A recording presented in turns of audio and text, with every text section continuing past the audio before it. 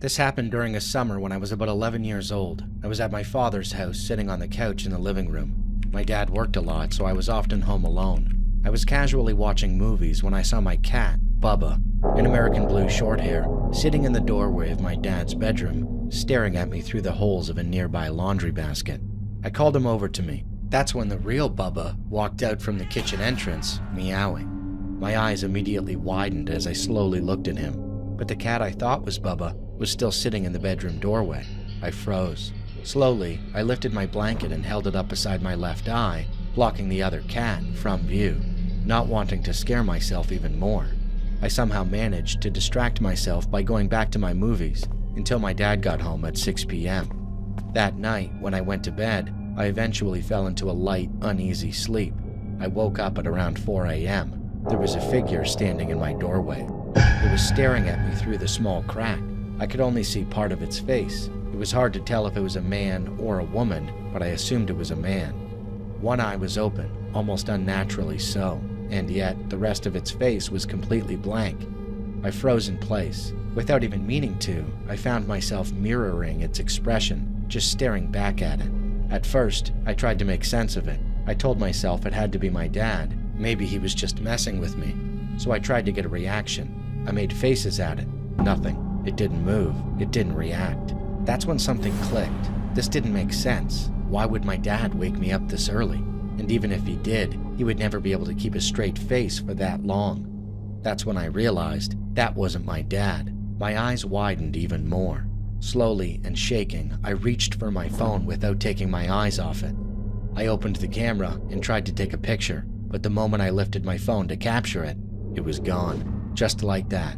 I slowly lowered my phone, trembling, trying to understand what I had just seen. Later that day, my sister, who was 17 at the time, came over. I didn't tell her anything about what happened. We spent the day watching movies together since we were home alone again. At one point, we watched our favorite ghost hunting show. That night, we both went to bed. The next day, my sister told me something that made my stomach drop. She said she had woken up at the exact same time, around 4 a.m., and she had seen a figure standing in the doorway. The same spot, the same expression. This time, it was staring at her. She said she stayed calm at first, thinking it was just her imagination, maybe influenced by the ghost show we watched earlier. But when I told her what I had seen the night before, she panicked. We told our dad, and to our surprise, he believed us, because he admitted he had experienced similar things in that house, but never told us. To this day, I'm 19 years old, and I'm still shaken by what happened. I try to explain it away. Maybe the cat was just laundry. Maybe the figure was just my brain playing tricks on me. But deep down, I know there's no logical explanation. I've never told any of my friends because I know they wouldn't believe me. It's always just stayed within my family. So yeah, this is my story of the copycat that still roams the house I live in.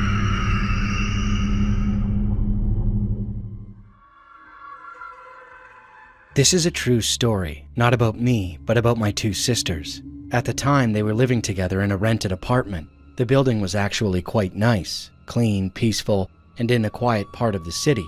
Everything seemed normal. One sister was job hunting, the other was supposed to be in college that day, but a fever kept her home, and that's when the woman upstairs knocked.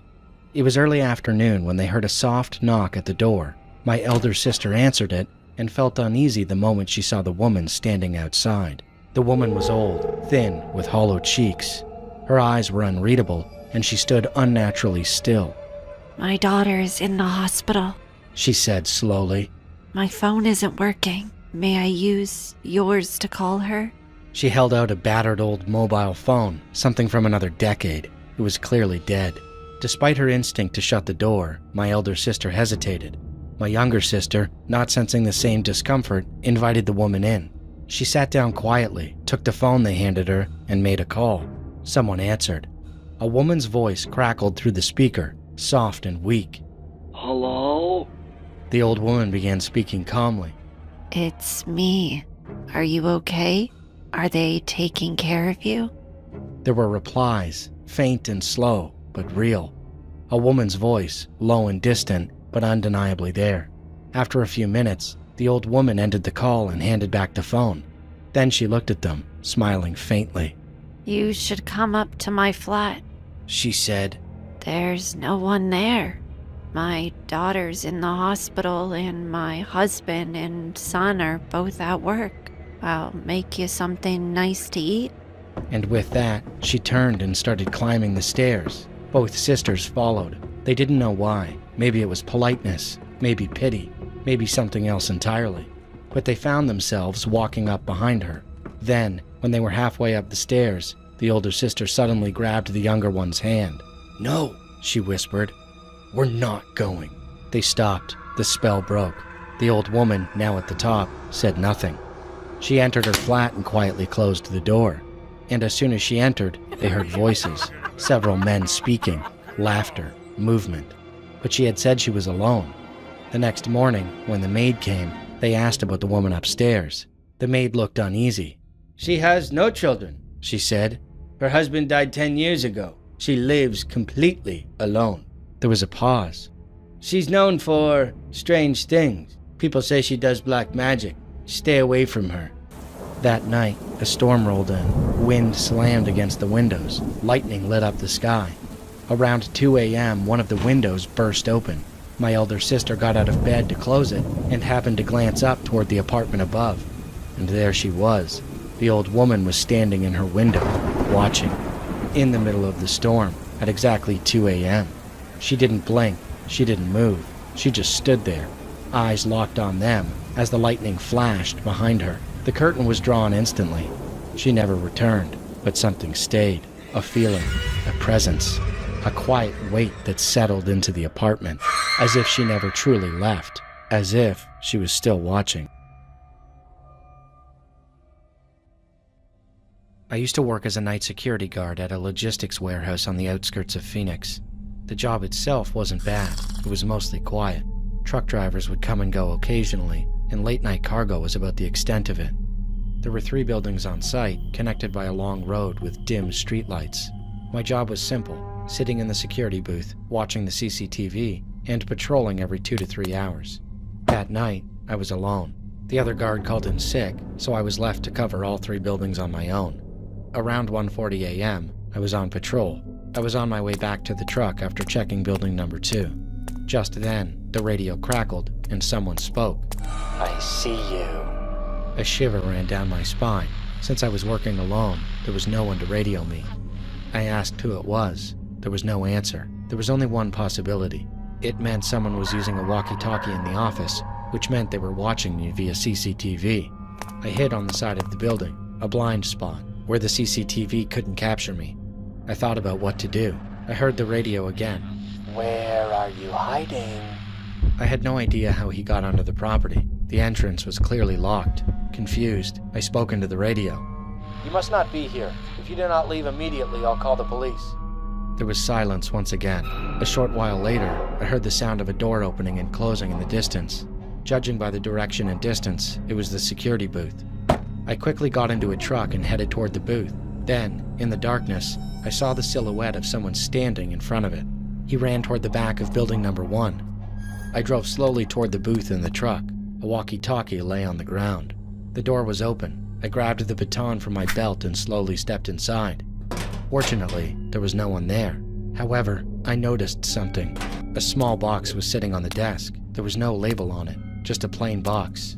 But something about it felt wrong, like I shouldn't touch it. I reached for my phone to call the police. That's when I heard something behind me.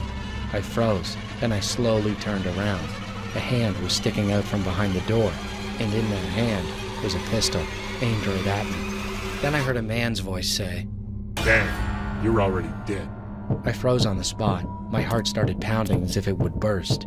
A moment later, the hand disappeared, and I ran over, closed the door, and locked it. Then I called the police. While waiting for them, I hid under the desk and trembled. Sometime later, the police arrived, but they couldn't find him. They searched the area, then turned their attention to the box on the desk. One of the officers opened it. Inside was a pistol and a note.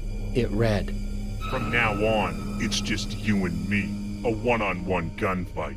Let's see who survives in this warehouse before dawn." The police searched the entire warehouse but couldn't find him. The only thing they found was a hole in the fence. I ended up quitting my job as a security guard that same day. I still don't know what that guy wanted from me, whether he really wanted to have a gunfight with me, or if it was just some kind of sick joke. It happened back in 2023. I was 18 years old at the time, living away from home for my studies in a small town.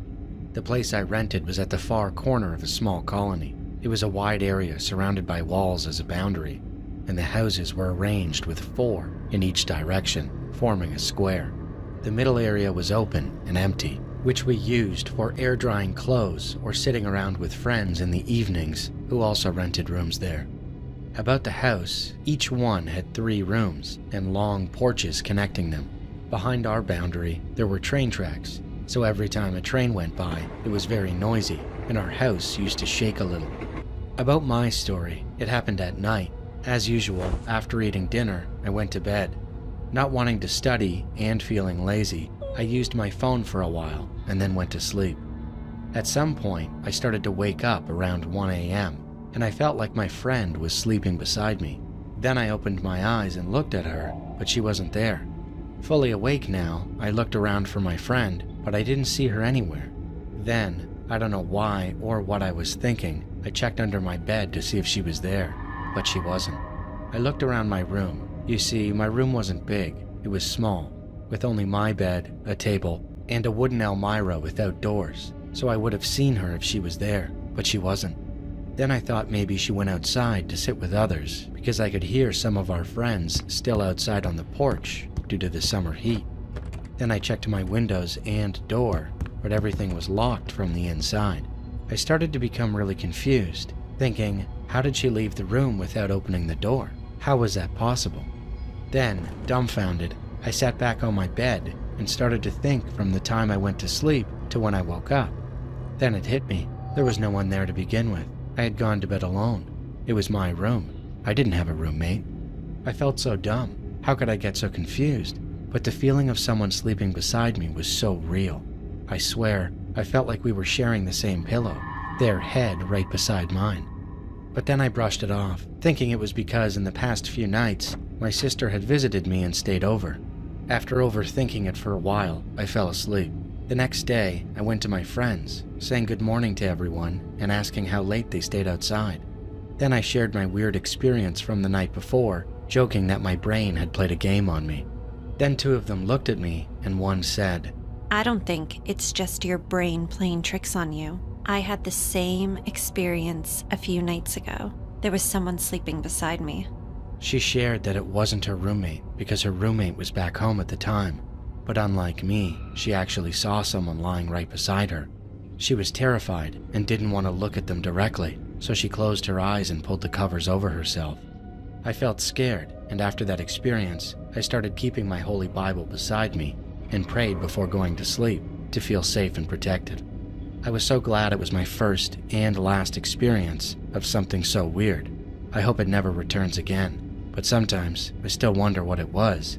Was it just my brain confusing me, or something entirely paranormal?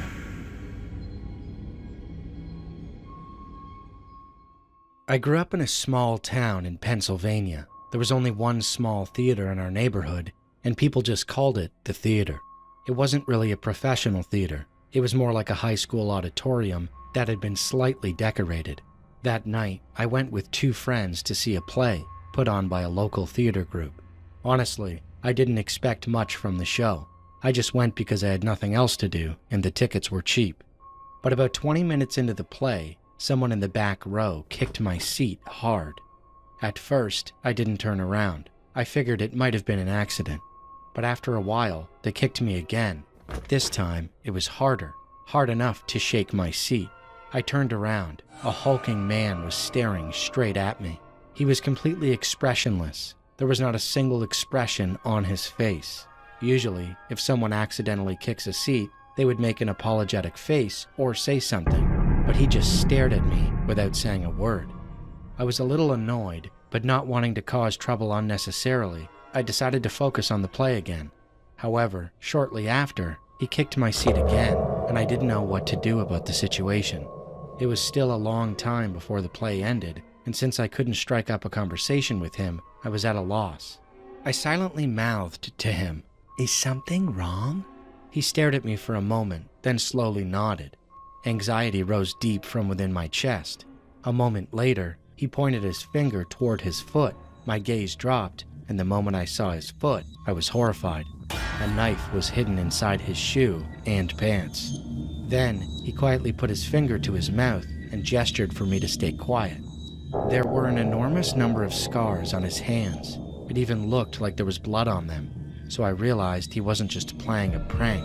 I couldn't understand what I had done wrong to deserve this man threatening me like this. At the same time, the play I was watching was a thriller, so my anxiety was through the roof. There were scenes in the middle of the play where the lights would suddenly go out and create a terrifying atmosphere. Then, suddenly, the lights went out again, and there was a moment when I couldn't see anything in front of me. The audience screamed with joy and excitement. At that moment, I felt something cold touch the back of my neck, and I screamed. A moment later, when the lights came back on, I turned around and saw the man touching his pants. I realized he had taken out his knife, held it to my neck, and was hiding it back in his pants. I couldn't sit there any longer. My body began to tremble. I whispered to my friends that I was leaving and went outside. My friends looked at me with bewildered expressions.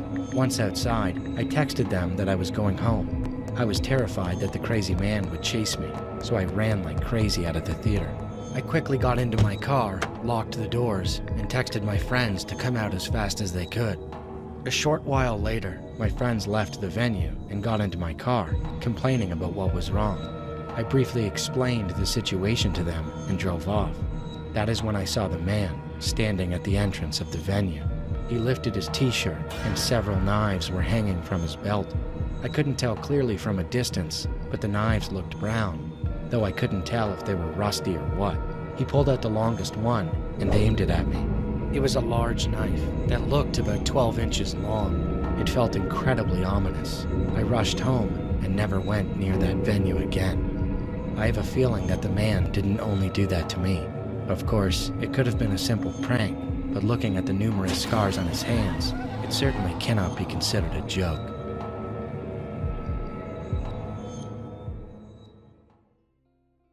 My name is Ayana. I'm 17 years old now, but this occurred when I was 7. We had just moved to a new state. Everything felt off. The streets, the buildings, even the silence had a weight to it. My mom, let's call her Yvonne, was always waiting for me at the bus stop after school, no matter what. It was our routine, comforting and safe. But this day was different. The bus slowed to a stop, the door creaked open, and I stepped off, alone. No mom, no familiar face. The wind was sharp, almost whispering, and the sun was just low enough to stretch shadows across the cracked pavement. I looked both ways, empty, not a single soul. I stood frozen, heart pounding. I remember thinking, where is she? My tiny fingers clutched my backpack as I took slow steps toward the gas station a few blocks away, the only place I recognized. That's when I saw him, across the street, a man, just standing there. He hadn't been there before, I swear it. One moment, the sidewalk was empty. The next, he was there, like he had risen out of the shadows. His clothes were dark, his face hard to make out, but I could feel his eyes on me, unmoving, watching. He didn't blink, didn't speak, didn't take a single step. Every hair on my body stood up. My instincts screamed, run. So I did. I sprinted toward the gas station, lungs burning, eyes stinging from fear. My legs moved on autopilot. All I could think was, don't let him follow, don't look back. Inside the gas station, I found a corner and dropped to the floor. I pretended to cry, not because I wanted attention, but because I was too afraid to ask for help. 3 older women were nearby. I hoped they'd come over, and they did. They asked questions. Where's your mom? Where do you live? But I didn't have answers. We had just moved. All the buildings looked the same. They were about to take me to the police when a car screeched to a stop outside. It was an Uber, and my mom jumped out, tears already falling from her face. She ran in and grabbed me like she thought she'd never see me again. That night, she told me the truth. She had a job interview and got stuck in traffic. When she finally arrived at the bus stop, I wasn't there. She panicked. She looked everywhere.